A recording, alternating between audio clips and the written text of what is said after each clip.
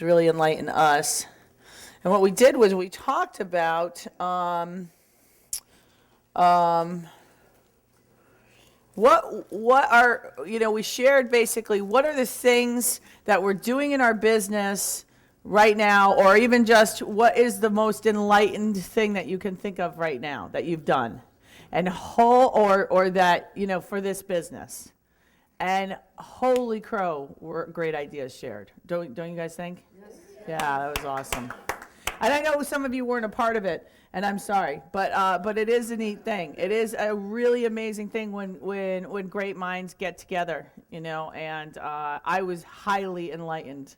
So that is freaking awesome. I love that sharing. I love that free sharing of information. It's so important. It's so important that we don't go into our shells and just think about and just kind of hide and don't tell people. We did send out a survey form. It is on your desk. If you don't mind, feel free to fill it out. Wholesaling. So wholesaling is a phenomenal way to get into this business quick. You can wholesale notes, you can wholesale REOs, you can wholesale pretty much anything. You can wholesale self-storage. You can wholesale an email. I have wholesaled an email before.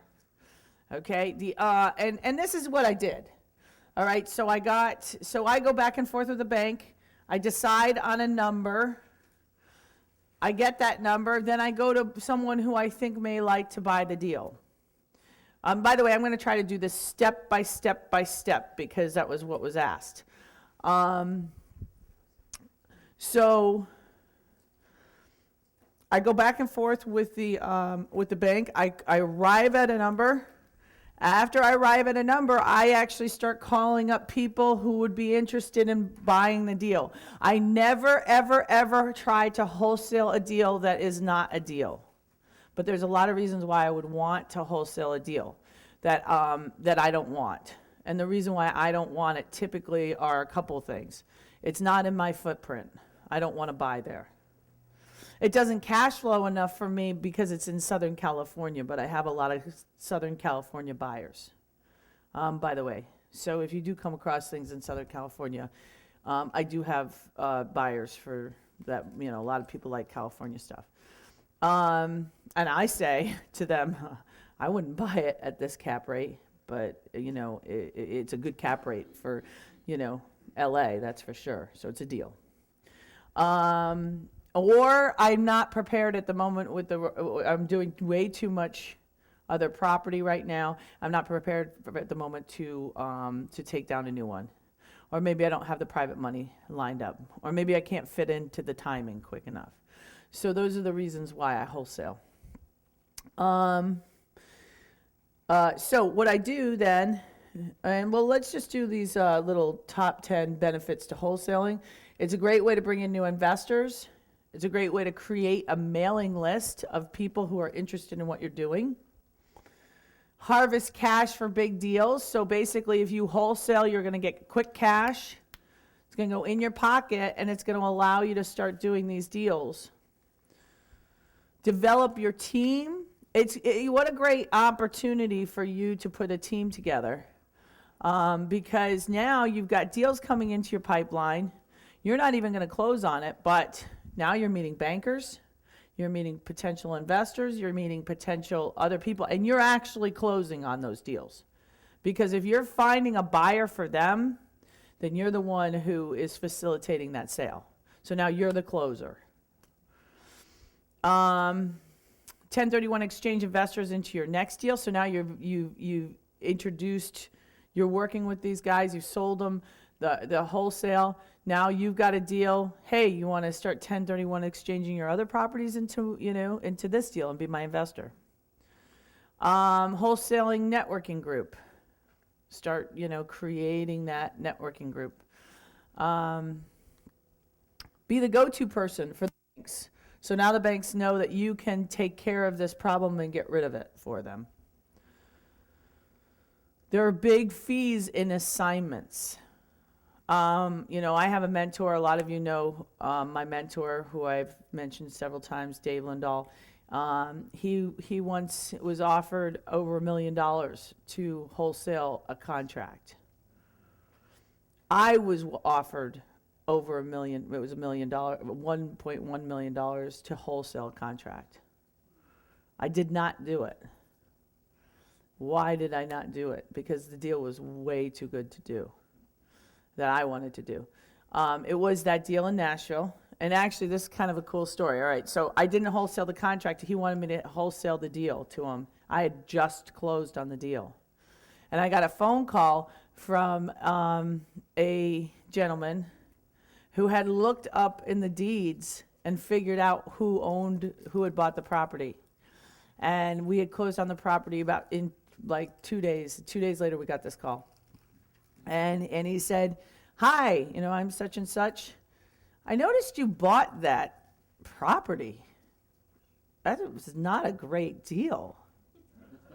I mean, it was okay, but you sure you want to take on that property? I mean, it's, I don't know. I think you're crazy." But even crazier, I have this client who really wanted that deal. He's kind of emotionally attached to that deal. And I told him he was nuts, but he's willing to give you $1 million over what you bought it for if you give it to him. I don't think so. You're kidding me. Really? You're not going to take $1 million? No. Can you tell me why you wouldn't take $1 million? Because you and I know it's worth a lot more than that. And he goes, "No, I don't think so," because he's still trying to, get it from me. And he's like, "Well, if you change your mind." So you can make from $5,000 for a wholesaling fee for a single family to a lot to get something wholesale. So who would like that kind of check? Yeah. In the bag. You're right. Yeah. And I'm doing a deal right now where we're going to give a gentleman from Australia $90,000 for a wholesaling fee for getting it to us. Works for me, great deal. But anyway, start with no money. It's a great way to start with no money. Remember, when you have an LOI or a letter of intent, you don't even need to put anything down on it. Nothing in escrow. Nothing. And the first payday is in 2 weeks. So you could leave here and get your first payday in 2 weeks, basically. So wholesaling how-to. So step by step, what I do is I go and I do exactly the same thing as I do. This is why wholesaling is such a great exit strategy, because you're already doing this. You're already looking for deals. You're already finding deals. You're already calling up banks. You're already calling up brokers. You're already looking to get this deal. What I do is I'll find out exactly what they'll sell it to me for before I try to wholesale it. Then I will start calling up potential investors, potential people who want to get property wholesale too. And then I will find out if they're interested. If they're interested, then I involve them in creating the letter of intent and the terms and then the contract. Now, if I don't have that person totally in line yet, I won't create it, but I will put together a pretend LLC. And it's going to be called Pretend LLC. No, it'll be called like 123 Main Street, LLC. You know what I do? I actually use the street names typically, and then I put a tagline onto it. I'm not going to tell you guys because you'll probably start doing the same tagline. Then it'll get confusing for me. But say it's 123 Colorado Real Estate, LLC. So now that Colorado real estate thing is your tag on the end of every single one of your things. So it'll be, because they're not going to find it that way, I mean, I do that. I don't actually do Colorado though. I do sort of like a little better would be 123, maybe even Realty Holdings Corp. LLC or something that, is not really that, it's kind of common, so people aren't going to, if they Google it, they're not going to find and connect the dots. The big thing, I am always trying to asset protect myself, I'm pretty good at that.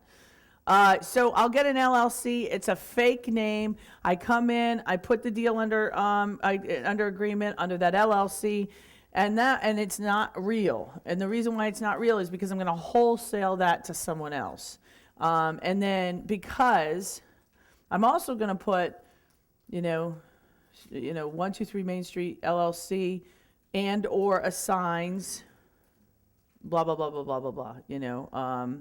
Would like to purchase this property. It's in your LOI, in your Form CD. I do this because if it's an and or assigns, then I can just assign the contract. Now, the bank, this is what happens with REOs. And if you're doing it in residential, it really happens. They'll say, you have to close in this LLC. Well, okay, that's why I open up a blank LLC and then I can wholesale that LLC. Why do I not open up the LLC? Because that costs money, funds, and also I don't even know who my owner is going to be. And then again, when I go to the bank, and this is actually a little bit of a review, but I was asked, can you do step by step? So then if the bank says to me, well, this is not a real LLC, it hasn't been created yet, I say, well, of course it has not been created yet because you are going to make me have a single entity LLC if you took back the loan, which means there's only one thing in that LLC. Okay, so that's your ammunition because that's going to come up. Oh, you're not for real. No, you are making me do something that every bank, and you know it, is going to make me do. And then you're going to tell me I can't even assign it to myself, which is crazy because this bank is going to make me open up a single entity LLC. So now I'm not going to be able to close on this deal, and you could take it from me, basically. So that's your protection, weirdly enough, an unopened LLC. Flip the contract. So all you're going to do now is you're going to flip the contract with a small agreement that just says, this is now your contract. You are buying this LLC. So it's just it's a small agreement, and you flip that contract for a fee. You can flip that contract before they close, or you can flip the contract basically at close. You can get your assignment fee at closing. That is very typical, by the way. So this is how you have to protect yourself. You have to look into that person and make sure they can close and make sure they're going to close because that can hurt you in the end. You can do a double close, which I don't recommend. I recommend flipping the contract. A double close is when you go and you simultaneously close at the exact same time. Basically, I sell it to, the borrower sells it to me, I sell it to Melanie at the same time, basically. A lot of states aren't crazy about it. You can do it in the commercial realm, but it would be very expensive because you'd be paying all sorts of different fees to do that. Oh, by the way, I know I know a lot of you still want to, get these courses and stuff like that. Make sure you can just step up and go back there and do it because these guys are going to want to get out, or we're going to leave at 4. Probably stop around 3:30 and you guys can network and stuff, but you want to get back to that back table and sort of, do whatever signups you wanted to do. There's only 2 more spots left in the coaching. So sell that LLC. You can sell an LLC. Someone just said to me, when you sell the LLC, or I heard, do you get the liability from that LLC? And yes, you do. So you need to be careful about that. Just make sure you're with an attorney. That's another reason why having a non-open single LLC is a great thing, because what kind of liability do you have? None. What to watch out for. So the big reason why I put this up there was just to remind you that if the person who does not close on this, you lose your wholesaling fee. And I highly recommend you take anything that you've put down in escrow, and probably even plus some, that you get that from the buyer who's going to buy it. And they have to carry that weight. You don't want to keep those that in line. So that's wholesaling. Oh, this is just a success quote I like. Some men have thousands of reasons why they cannot do what they want to, when all they need is one reason why they can. That's Walt Disney. And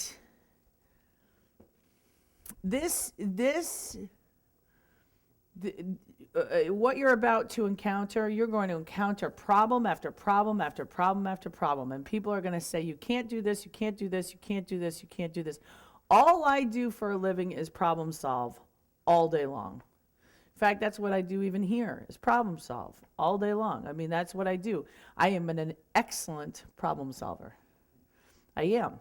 That's actually my skill. Fix this, fix that. And the higher you get, the bigger the problems. So that's kind of interesting too, is like, I was like, wow, the more successful I get, the more I had to deal with the really, really big problems. Whatever, it's all right. I'm good at it, and I like it. Problem solving is actually kind of fun. I see it as a big, giant puzzle. And I would have said that my first deal, the 104 units, there were so many things that came up that could have knocked a whole bunch of people out of the game. And I just kept moving forward. I loved when Alan said, every time a wall is there, look for the door, or something like that. Go to the door, like you got to find that door. There is a door. And it may mean enlisting other people. So when you're creating your network, you're going to create a buyer's list and a seller's list. Those are cards at events. Those are through investment clubs. Contact the list. Don't just create a list. I'm kind of, I contact you guys, but I'm kind of bad about that sometimes. Qualify the list. Make sure they can be qualified to actually purchase these properties. Network. Tell everyone what you're doing. And I know that you're going to go home, and there are a few of you who are going to, not a few of you, probably all of you, who are going to have people at home who, if you did tell them what you were doing, they're going to be like, you're crazy, you can't do that, you're nuts. Don't listen to them, or those are the people you don't tell. I don't know if you've noticed this, but there's actually there's very few people in this room, except for the people who work for me, who I was friends with in a former life. No one. And I invited a few people to come down. My mom came, she was there for about 15 minutes. She wanted to edit my book. She was thrilled to be here. But it took me, the first time my mom ever saw me speak ever was 3 months ago at the Women's RIA, because I was winning an award, and that was really cool. I was scared. I actually don't get that nervous to speak that much anymore. I toss and turn a lot, especially if it's a new thing like this. But I don't get so nervous anymore. But when my mom was in the room, and it was even a small room, it was one of the smallest rooms I had spoken to in a while, I was shaking. I was shaking bacon. And then she walks in with her friend. And her friend is the friend that you never, ever lived up to. It was always, well, my daughter does this. Oh, well, my daughter, this would be, my daughter does this. And she would be like, well, my daughter does this. And you'd just be like, okay, I suck. Excuse my French. It was always that way. You never, ever stood up to her, And she brought her to the women's meeting. And I was already nervous. And then she walked in with her friend, who always makes me nervous no matter what I'm doing. Even if I'm going to the bathroom, it'll make me nervous. Everything about her makes me nervous, She came in here with her, too. She sat down, and she was the one who went, we have to work on this book. This book needs some editing. I'm like, yeah, it's the first draft. But having said that, my mother told me that she goes around, this woman who's my mother's friend, and brags about me. That is the coolest thing in the world. I am. It's all I cared about was I made it because Mariana likes me now. Anyway, and reward yourself when you wholesale it, celebrate those victories. Reward yourself for being here for 3 days. You guys just took a lot of time out of your busy life. Reward yourself. And you know what? Reward yourself by getting out there and doing it. Here's a wholesale. We wholesaled a 270 unit property for a large fee. We have 218 units under contract, 350 units under LOI. That's the one we're doing right now. 272 units bought from a wholesaler, the student in Australia. That's actually the 350. That's turned to 350. This is what my last year looked like. What will yours look like?